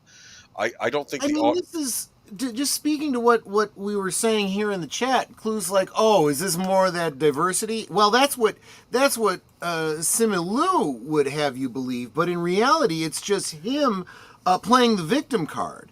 And I'm sorry that doesn't jive anymore. It really doesn't. When you have had over a decade of this forced diversity, this DEI kind of crap. I'm sorry, you were given these roles on a silver platter, and just like Lynn was saying, Shang-Chi should have been Bruce Lee. It should have been the Marvel equivalent of Bruce Lee. But Simu doesn't have the skill, the competence, certainly the charisma that Bruce Lee did. And this is the problem. We talk about this all the time. This kind of a comment, this kind of a public statement is the exact opposite of what they want to be doing if they want to be successful as celebrities. All you're doing is pushing more and more people away and making people really hate you. And it's not Asian people they're hating, it's you personally, Simu. If you want to make a movie about Asian movies, you should have to make a movie about the U.S. Army 4042 Japanese American unit that fought World War II against the Germans and rescued another unit. No, that'd be a great story. And listen, I don't think audiences, and to be fair, I will say this, I think Hollywood has gotten better about casting Asians in leads. I'll say this, they were bad years ago. I'm not going to lie about that. I remember poor Maggie Q had to run off to Hong Kong and she was very popular over there, and she was like, "Yeah, but I don't speak Chinese," because she was half Chinese, half Irish American, and she was good about it, and she wasn't like him whining about it. But I always thought that she should have been a lead. I have said this many times before, and I'm going to say it again. If you feel this strongly about it, you are in a position to do something about it. Exactly. Feel free to produce movies like. What was the Asian Crazy Rich Asians? Very successful. Crazy Rich Asians. Feel free to produce, direct, write, and make an Asian-based film and hire Asian actors to play Asian characters. You know who did that and did it very successfully? Spike Lee. He didn't just complain about the plight of black people, in the entertainment. Well, he might have done. I don't know if he did. But he actually did something about it. And he told the stories that told the message he wanted to tell. And he became successful doing it. Nothing says you can't do that, Simu. But no, you would rather complain and say, oh, poor me. People don't like me because I'm Asian. No, people don't like you because you're you. That's why people don't I'm getting like John Leguizamo vibes off this guy with all the complaining. Because I'm looking at John Leguizamo, and I'm thinking John Leguizamo has had a career most actors would dream about, all right? Yeah. And I was watching a scene from John Wick the other day, and he's in John Wick. You're in John Wick, even if it's in a smaller part. You're in all of these very important movies. Right. And I guess why? Because you're not the Brad Pitt. I don't really know what he's complaining. I don't get it. And again, these celebrities, they live these celebrity lifestyles. Look, you can do whatever you want with your money, but I would say maybe live just a little bit more of a frugal life and save up that money, invest it wisely, and then start making your own movies. You know who's doing a great job of that? Sydney Sweeney. Yes. Smart woman. And I'm going to say this too. I feel like too, him yelling, we all know who he's talking about. He's talking about Jared Leto. I don't know who else he could be talking about. The 200 million loss. He's talking about Morbius, and he's talking about Tron Ares. Tron Ares, oddly enough, who did have an Asian lead in the female lead in it as the head of the company. So I don't know why he's going after Tron Ares, but he was complaining about the fact that, I mean, he didn't say Tron Ares, but it has to be Jared Leto. I don't know who else he's talking about. Yeah. And I don't know. I don't think these movies would have been more successful with you in them. I don't think it was necessarily the actor that was the problem with those movies. I think they just weren't good movies and that people didn't want to see. Well, the only way the actor is going to be the make or break for a movie is if people absolutely feel they have to go see a movie with so-and-so in it. And this is not the way to make yourself desirable to audiences. This is a way to make sure that your next movie flops, because nobody wants to see you in a movie because you're an asshole. That's basically what it comes down to. And that, but and I also brought up the point that what are you looking at? You're looking at Morbius, which is a Marvel property, which he also belongs to, right? And then you're looking at Tron, which is Disney, and it's like you shouldn't be maybe slapping the hand that feeds you, if you know what I'm saying. I mean, he's a Disney employee, isn't he? I mean, he's Shang-Chi. So I don't know if he's still under contract or not. I mean, do you think they're going to do another Shang-Chi movie? I thought they were going to put him in that Doomsday movie coming out. Who's going to be in the Doomsday movie at this point? We don't really know. They've I mean, they're changing the story every week. We'll see what happens. I don't know. I still haven't forgiven him for that Boba Tea thing, which oh god, I think he was attacking those business owners that I think meant well, and he was just throwing them under the bus. Yeah, because Asian people own tapioca balls. You're not allowed to have any. I don't know. Anyway, though, but yeah, I don't get it. But all right. Anything left to say about him? No. The less said about him, the better. How about you, Ned? Any thoughts? Not really. He could just be virtue signaling. I mean, he's what else does he have? Just from that picture, he looks so darn smug. You just want to smack him. The actors don't even know who's in Doomsday. True. Sure. Is Robert Downey Jr. in Doomsday? Because I know they're selling him, right? I'll bet you he's playing multiple roles in it. Is he going to play... And none of them Tony Stark, I bet, right? No. I think there's going to be a version of Tony Stark in there. I think he's going to also play a version of Doom. And who knows? He may even play, Captain Marvel and I don't know, Captain America and Thor, too. I don't know. Maybe someone will come up behind him and maybe Wanda will come up behind him and kill, like, alternative version Tony Stark. Kill him all over again. Gosh, here we go. Yeah. Okay, I don't know. Let's move on. I'm trying to stretch this out because we're down to our last story. No. It's a holiday weekend. It's okay if we wrap it early. All right. Home Alone turns 35, and Macaulay Culkin, the kid, is all right. That's good to hear. I'm not going to read this whole thing. This is a rather long interview, but I'm going to pick out my favorites though. But Culkin is now 45 years old. Huh? Yeah. People get older. Were you a Home Alone fan? Oh yeah, of course I was. Well, this was one of the what's it called? John Hughes. It's a John Hughes movie, so of course I love this movie. I almost feel like this is a culmination. Go ahead. I watched the first one. I caught part of the second one, and I haven't watched any other ones. Okay. And I told you I had a buddy in high school who was an extra in this movie, and he was the body double for the taller of the two criminals. I forget his name. Daniel Stern. Yeah, Daniel Stern's body double, yeah. Here's what I want to say. Home Alone 2 is good. Is it as good as the first one? I don't know if anything could be, but I think they did their best to still make an entertaining movie. 2 is where he gets lost in New York City. The family abandons him in New York City. And he meets Donald Trump. Yeah, there's a scene with him meeting Donald Trump briefly, yes. And then there's a scene... What's rather neat is I think he has a cousin in New York City. Like the family has a cousin.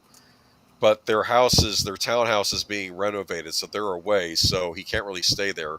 But then he's able to use the renovated townhouse as a way to attack the criminals this time around, so I thought it was kind of neat. Mm-hmm. But they do an interview. What do you recall when Warner Brothers and John Hughes could not agree on budget and suddenly you're working for Fawkes? Macaulay Culkin says, I remember being in the lobby of the school we filmed in. It was in the same Chicago high school we used for Uncle Buck. There was a poster up in the lobby, and you walked by it and saw all over it that Warner Brothers owned it. And one day I showed up for work when we were in pre-production. It wasn't there by the afternoon. It was back, and Fawkes was on it. No kidding. It didn't take them long to be able to find a new home for it, and it didn't take them long to take the poster down as soon as it was a turnaround to get a new one. After that, it was Hughes' production, kind of, but it was really Chris's production, Chris Columbus. John Hughes took his hand off the steering wheel of this thing and really let Chris go. I was very surprised. Yeah. And he says, why? He had a clear vision, a young actor discovered. After 16 Candles, Uncle Buck, The Breakfast at Ferris Bueller's Day Off, Planes, Trains, and Automobiles, and the rest, I think he was getting tired of the director's chair. He'd had enough of it. He only directed one more after Uncle Buck, Curly Sue, and then boom, that was it. And Curly Sue didn't really do that well. It was a good enough movie. Yeah, it's fine. Belushi was in that, right? One of the Belushis. Yes. Yeah, and yeah. I remember the trailer for Curly Sue when you have that one guy says, she's like, may I? And she's like, may you what? Kiss your cheek in a pig's eye. Remember that? That was yeah. But let me see. Go down here, though. There's some stuff on Joe Pesci in here. Let's see. Give me a moment. How about a go-to anecdote, a treasured memory? Culkin says, a treasured memory? I got all kinds of things. People forget that in the movie, Daniel Stern and Joe Pesci barely share the screen with me. I'm in the movie Castaway by myself most of that movie. Oh, he's treating it like he's like in Castaway. Is that true? At least Tom Hanks had a volleyball to talk to. I was just talking to the ether. There was the think about it. If you think about it, it really is true. Most of him is just talking to himself. But think about it from another perspective. If you think about it from the point of view of making a movie with a kid, to be able to not have to worry about your filming schedule, because you can literally film just when that kid is available and not have to worry about any other actors for most of the scenes. You're doing fine, because there are very strict laws in Hollywood about how much time an underage kid can be on camera. Yes. And if they are not the focus of the scene, it's a challenge. This is why so many of these movies, they look for twins, so that they can split them up and get both of them, like the Olsen twins, kind of like doubling up their time, on camera. Whereas for him, it's all him. Get the scenes, get all the scenes we need, and then we just kind of film around that with everybody else. Yeah, that makes sense. And if you look at those scenes in that movie too, like he's like the scene with the pizza guy where he sets up the thing to scare the pizza guy off, right? You know what I'm saying? Right. But you just see him and the pizza guy, and you think they're both on the set at the same time, but they probably weren't, right? Right. This is the magic of movies. It's like, well, it's the illusion that the film makes. Remember, when you see two people in a scene together, and I put that in inverted commas, you see over one of their shoulders talking to the other person, and then the camera cuts to over their shoulder at the other person. They may not be standing in front of each other delivering their lines. That person could just be talking into the ether past the camera. It could and be hitting all of their lines. Now, a good actor is going to show up for their dialogue partner and be there for those scenes, but they won't be on camera for all of that. They'll just be there delivering lines like they're running lines in practice. But sometimes it's not even the actor. Sometimes it's just a stand-in or the director himself. So you don't even realize that. Or a guy in a Gollum suit. Think about it. You could have a guy and a girl talking to each other back and forth. They're not even in the same scene until they got to get the kiss scene. You know? That can happen. Yeah. Oftentimes the actor talking to the stand-in or a stunt double. That's interesting, CluuStudio, yeah. No, yeah, it's exactly right. Well, like I said, my buddy Dale actually got to be the stand-in. He got to stand across from Joe Pesci for some of his lines. Right. Yeah. Oh, that's cool. Yeah. Yeah. There's a thing on Joe Pesci I was trying to get to here too. There was a time they almost run me over the van, and the whole end sequence. It was one of the last days of filming. They finally catch me and they hang me up on the door. I'm dangling there, and they're talking about things like they're going to do to me. I'm going to smash your face in with an iron. I'll do this. We're rehearsing, and I'm pretty vulnerable. I'm actually hung up there. Joe and Daniel, they want to run their lines, which is fine with me. I don't have lines in that scene, so I'm like, yeah, I would love to run lines with you guys. Yeah. I'm dangling there, and it gets to the part. Joe says, "I want to bite each of those fingers off one at a time," which is such a grotesque kind of thing. He's rehearsing it, Yeah. and he bit me. He bit me for real. Oh, You see that little white mark there? He presents his hand, and there's a faint white mark. That's Joe Pesci's tooth mark. He bit That's the funny. 9-year-old by mistake. That's Like, funny. could you autograph my finger? Yeah, right, exactly. Okay, so he says, and Deadlight says, "How did you respond? You should have seen his face. He's a tough guy. He really is." And he just bit a 9-year-old who was dangling helplessly. Everyone went, "No, no, no, no." I drew back and went, "Ah." He didn't say anything at first. Then, like, "Oh, sorry about that, kid." But it was definitely with a "I took it too far" look on his face. I didn't Yeah. squeal on him. I think I was always good in his book for that because I didn't squeal. And and then the interview says, "You walked away with a souvenir." Yeah, for life. 2 years. We were filming the second one in New York. We had a little more screen time together. It was the last day of filming. We finally finished. It was a marathon. The second one took 5 months to film, and it felt like effing forever. He meets me at my trailer, and he had never done that. He says, "That was a good one, right?" I said, "Yeah, it was good." He says, "Listen, I got a bottle of vino in my room. I'm going to open it up, let it breathe. Do you want to come and have a glass of vino with me?" I just look at him and says, "You know I'm 10, right?" He's like, "Sure, but come on." I'm like, "Nah, man, I'm good. I'm good. Thanks, though." Memories like that. That's the thing that these kind of stories I tell on the stage. Okay, so it was a neat. You can check out this article though on I think it was That's very interesting. yeah. See, you gotta understand it from Pesci's point of view, right? Yeah. I mean, wine for special occasions didn't matter that you were underage. It's like, yeah, it's what you do. Well, you only get one, but One you know you glass, can. yeah. Yeah, you can join us. I mean, that's just the way it is in an Italian family and whatnot. But it sounds like and you never know. All you know about these celebrities is what they choose to tell you. It's like the shadows on the cave wall. But I get the impression that Macaulay Culkin kind of dodged a lot of the really nasty stuff of Hollywood that kids usually have to go through. Yeah. And he probably saw some things and he's like, yeah, I'm getting out of this. Yeah, You know? and I think he's doing well now. And like I said, I'm just saying. Wait, howdy, Troy and Enter Boomer, just home from work. He was Welcome in a home. movie in his early 20s though called Party Monster. Oh, I don't know that one. Let me see if I can get a thing on it. It's the most bizarre movie. He plays it's a real life true crime movie Mm-hmm. about the murders in the club scene in New York City. Biographical crime drama written by directed by who's it about? Film opens with Michael Olig, a small town outcast who lives with his mother. Seth Green is in it. Seth Green is in it. Yes, Seth Green is his friend. Chloe Savini. Dylan McDermott in yeah. this.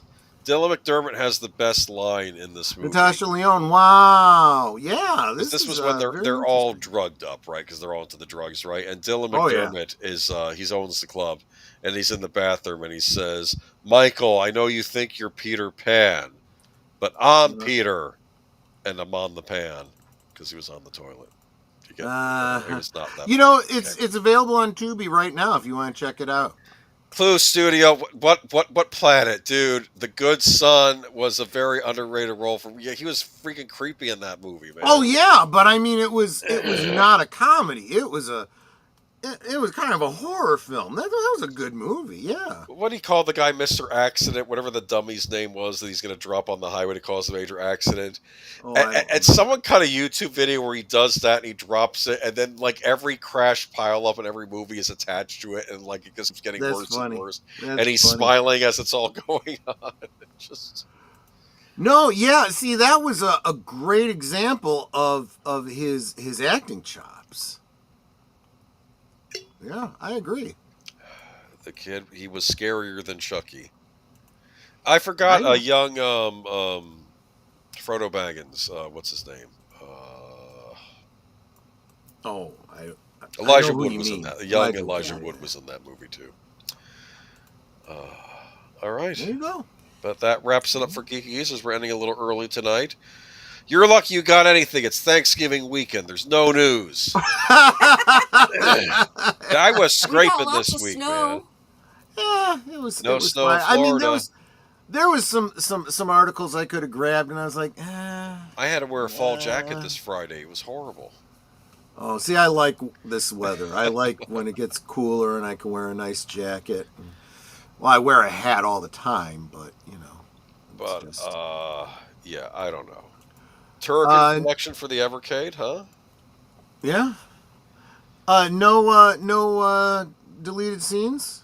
Oh, I forgot to ask you deleted scenes. Yeah, are you having anything tonight? If not, that's okay. But I heard Party Monster is pretty effed up based on a real story. I loved Party Monster. I'm sorry. It's a messed up story. He plays a deplorable character in it, but I still found him funny in that movie. And for whatever reason, I think it was a role only Macaulay Culkin could play. So Well, it's and like the last adult role I saw him in, yeah. I'm looking at it now, and I'm seeing, he's in like some kind of makeup or whatever. I'm like, there was a time he would have made a good Joker. Yeah, he's all over the place with his sexual proclivities and that. At first, I think he's gay in the movie, but then he Uh, gets a girlfriend toward the end. I yeah. almost argued he's like Caligula. That's what he was reminding me of in this Oh movie. yeah. Okay, and his personality and stuff. Just you could have played the Joker. Yeah, I mean, yeah. I mean, let's see though. No reserved seats this weekend. Tentatively scheduled to return on December 7th. Well, it is Thanksgiving. That's fair. Did you have we had a good Thanksgiving, right? Oh yeah, absolutely did. Well, we had a great little marathon over here, starting with Liquid Lunch. We went and did a whole bunch of movies. A couple of them I had never seen before, which I really liked. A couple of old favorites that were nice to revisit. Do you know what I watched on Thanksgiving? I hadn't seen it in years. Mr. Magoo's A Christmas Carol. Oh Oh wow, yeah, wow. yeah, I Have you remember seen that that. in a while? Not in a while. I That have it on DVD. that could not be made today. The whole beginning of it, he's driving to the theater and he's driving on the wrong side of the road, and then he's stepping in front of cars because he's nearsighted, right? Or like, Right. yeah, and He's legally blind. Yeah. they would not be able to do that now. People would get offended. They say you're making fun of the blind. Oh gosh. Oh please. Yeah. Oh, And then you're the kid excited. And then the kid was saying, the Tiny Tim kept talking about razzleberry dressing. And I'm like, what is razzleberry dressing? Razzleberry is not a word. And I'm thinking about this. And I find out later on, oh, no, wait, it actually is a thing. Apparently, razzleberry is a combination of blackberries and raspberries. Wow. And I'm looking at it right now. The perfect raspberry pie. That looks good. I believe that's what it Speaking of is, right? pies, Blackberries and I made one tonight. That's right. We haven't cut into it yet, but I made an apple cranberry pie, specifically a Max Miller pie. So I'm gonna have to see how it turned out. So razzleberry is a true thing. Yep. And you can try your cranberry apple pie. Magoo's Tiny Tim is so cute. He's a little too cute. He's like, you can't hate on Tiny Tim in that movie like the others. Yeah. I'm joking. You're not supposed to hate on Tiny Tim. Magoo's. Yeah, exactly. Anyway, so Yes. so what do we got? The next thing that I got coming up is we're back to the work week. So Liquid Lunch Monday and every weekday at noon Central. You got a topic for tomorrow? I don't know. Usually on Mondays it's Monday musing, so it's whatever's on my mind when I wake up on Monday, and it's just like something I feel like talking about, and then we hit it. Cool. Tuesday is Thoughtful Tuesday. I want to hear from the Martini Gallery what you guys are thinking about, what you guys would like to talk about or hear my opinions about. Wednesday is, of course, WTF Wednesday. Something that I just want to rant about, or something I just saw on that Park Place, or something that I'm like, WTF, And then he gets loud. And I do tend to get loud on Wednesdays. Thursday, of course, Thankful Thursday. There's always something to be thankful for. Every day, but we specifically set Thursday aside for it. And of course, Friday is a fun day when I talk about what I'll be drinking at Last Call. Which this week, Boomer and I still need to talk about what we're going to do. We will do that haven't after the decided stream. yet. Yeah, we're going to start planning these out, man, because it's We Christmas time. So I don't know. Maybe It some is. themed, It is. themed weeks coming ahead, huh? We got to work around the holidays and stuff. There will be. I am not taking time off for the holidays. I didn't do it for Thanksgiving. I won't do it for Christmas. If you are not with family, well, you can be with family right here. But even if you are with family, go ahead and open up your laptop or bring us up on the big screen and, let your family know about the show. But anyway. Christmas is on a Thursday this year. It is. It Good. is. So, Monday night, for all my members, that includes you, Aged Boomer, and, as of tomorrow, it won't be Netter, but Netter's still my co-host. Netter's still my co-host. Yes. We will be watching The Big Chill. That was the movie you guys chose, so that's the movie we will be That's watching. a classic. Yeah. I don't think I've ever seen it. It's been years since I've Like seen Jeff it. Goldblum, he's in it. Yeah, like everybody's in it. Glenn Everybody's in Close it, yes. I mean, I can't even remember who all's in it. There's a lot of people in it. And then, of course, Tuesday at 9 Central, 10 Eastern, The Adventures of Sherlock Holmes, the Granada series with Jeremy Brett, the Solitary Cyclist. Victorian girl's getting stalked by a guy on a bike and goes to Sherlock Holmes to find out what this guy's all about. So, this day and age, we would just simply stop and go, hey, what's your problem, eh?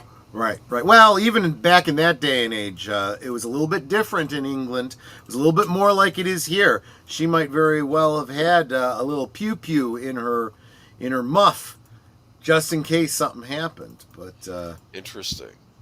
so yeah, that's of course Tuesday. Thursday, Netter's got a couple things going on. Yes, I do. Starting at 8 Central, 9 Eastern, we'll be having the members-only trivia night. So that'll last about an hour. If you would like to join us for the members-only trivia night, well, you gotta become a member. It's a mere $2.99. For some reason, I'm $1 more than Troy. He says I'm worth it. Yeah, she's definitely worth the extra $1. Yeah, for sure. And so we will be having trivia night for the members. And then right after that at 9 Central, 10 Eastern, we'll be having Thursday Things. If we're on a roll, I might just kind of continue it into Thursday Things, but then let everyone else join. I don't know. Yeah, Oh. we'll figure it out. I guess I can ask everybody when we're doing the trivia for the members. It's like, how do you feel about continuing on and letting other people play? Yeah, that could be because I too. don't have a guest right now, so Good idea. we're just playing it by ear. And the whole point is to have fun. Robert's Infinite Realm says, dude, I work on your daily streams, so I always miss them. Well, you got to take lunch, right? That's the whole idea. Even if you're at work, depending on what your lunch schedule is like, you can join me for a liquid lunch. And if you but miss if one, you you can always listen to it later and leave a comment. Exactly. Nothing says you can't, tune in later and leave a comment. That is equally encouraging to me. And then this Saturday, Netter, what's the? The movie's it's Big over Al. on Big Al's channel. We got to see lasers on mine. Yes, we did, and I'm forgetting what movie Big Al said was coming up this week. It's a Christmas movie. Isn't it not a Christmas movie, that one that we're always talking about? We say it's a Christmas movie. He says No, he's one movie? already done Die Hard and Lethal Weapon. Oh, okay, never mind then. But Big Al, if you're still there, let us know. Is this the week for Scrooge, or is it the following week? In 2 weeks. Let me know. Oh yes, Trading Places. That's right. It is a Christmas movie. That's right. And Jamie Lee Curtis at her best. Doubly so. Yes, absolutely. Longest Goodbye is a Christmas movie. Yeah. Technically, There yes, you go. it is. Yes. There you go. So that's the week in review, guys. That's all I got. Yeah, I'm done too. But like I said, keep sticking with it. We'll be at it again before long. Absolutely. Maybe Okay. maybe the water cell will finally go through. There we go. Have a good week, everybody. Take care. Bye-bye. Good night.